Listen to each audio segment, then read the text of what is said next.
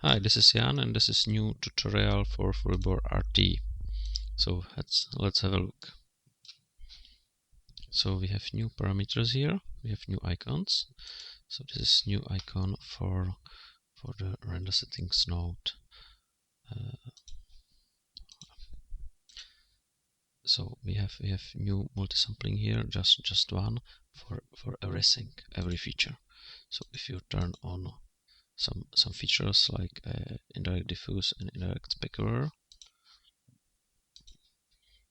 so just make it a bit more specular. So you see we have 20 arrays here. If we will add, so we have 100 arrays, and there is array count. It's multiplier. It's mean, for example, for specular arrays we have twice more arrays, not just basic 100, and we have 200 for specular arrays. So you can tune each features you need. There is a classic array depth. Now we have separate features from the renderables. So it means you can turn off mesh if you want hair or other features. So features are separate from renderable parameters. Now in the render settings we have classical path like ambient occlusion and other settings. In the features there is also environment tab. So basically you can use environment from camera, but you can override it and use this environment with texture. But this texture is not lighting. It's just for background. If you want light by HDR map, you have to add some dome light and put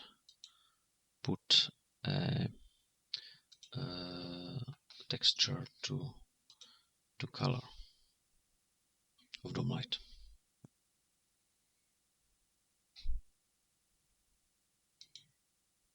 So it's pre-calculating, and now we have it's all scene is lit only by this HDR map. So let's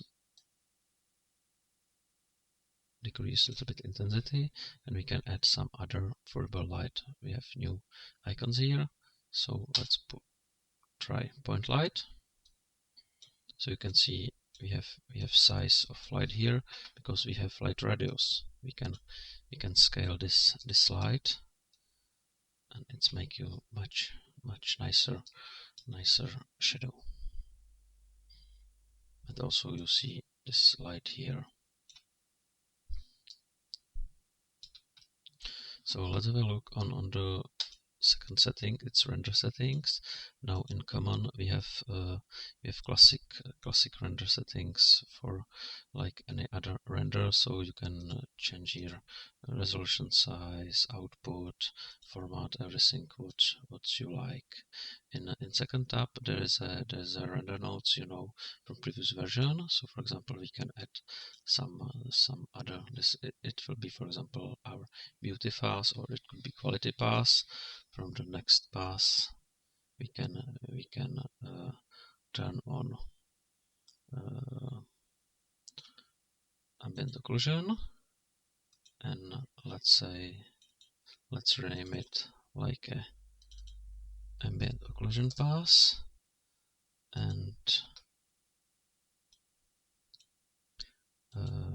let's render settings turn on ambient occlusion. Now this is ambient occlusion path, and this is our default path. So it's compiling. We have to wait a little bit because we are changing in the between two modes. So you see in the passes we can select, for example, like a beauty we will render our main path, like ambient occlusion we will render our ambient occlusion path, and it will be rendered to separate directories. There is also very important settings for the ray tracing. This is how you build your rendering structure. So defaultly there is a set GPU. but it's much be faster. But if you not have enough memory, it would crash because it makes some render peaks. So if it causes some problem, it should turn it to CPU. There is a settings for interactive render. So you see there is a pixel reduction. You can turn off pixel reduction. So there's no more pixel reduction, but it's not so fast. And also you can turn off tiles rendering. It could be faster, but it's harder to escape it or my response. So we recommended to leave it on some tiles. So also for the final rendering, we recommend turn off progress because it's slow down rendering. Now we have also IPR rendering. If you prefer IPR, so you can use IPR, as you know, from other renders, and tune every parameter which you like.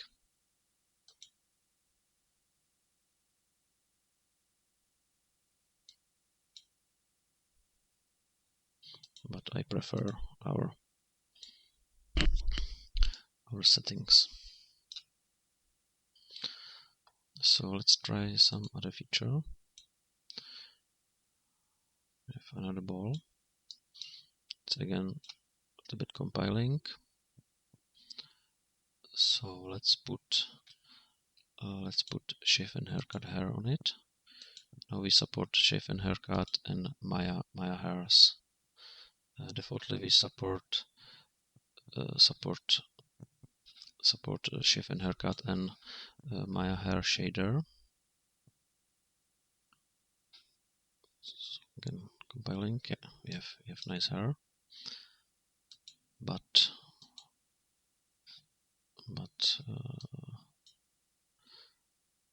we recommend to use our special shader. So in FurryBall tab in shape and haircut, so select shader and select FurryBall hair shader.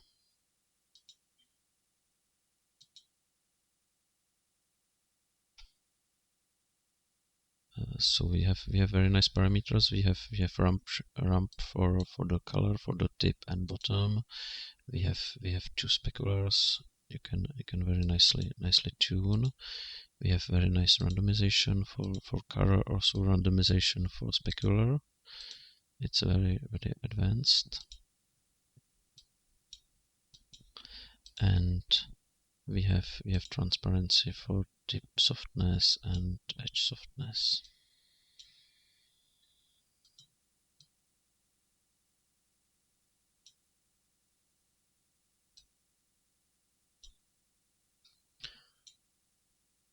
So let's have a look on some other features. Very nice feature is now depth of field, because our depth of field quality use our primary rays. It means it costs nothing more for rendering. So let's have a focus on this object. Use this icon, and let's turn on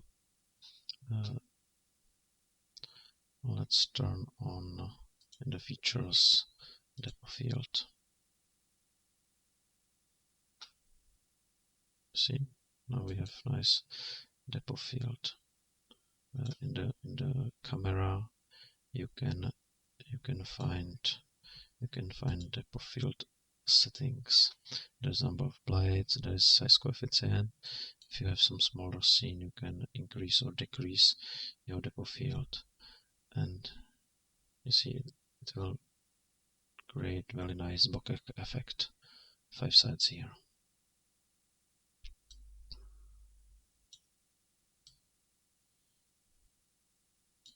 So I will just turn off in renderables our hairs.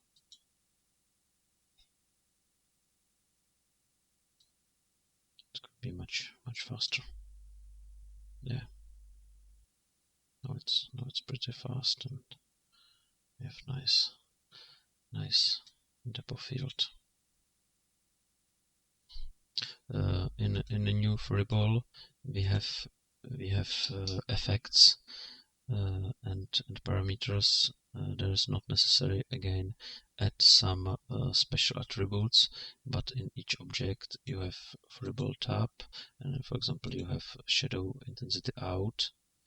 You see each object can also you can use shadow intensity in, how it's shadow received, ambient occlusion multiplier. You can settings for subdivision and much more parameters. There's also a very nice feature. Now we have icons for FurryBall material. So this is FurryBall material, this is car paint, this is hair material. So let's put some car paint here. It's also compiling because it's new material in the scene. I already didn't use this material at all. Yeah, FurryBall material. The car paint has two specularities and one other reflection. You have very nice flakes effects. So you can play with flakes in your material. So it's very advanced and very advanced feature. So let's turn off this depot field.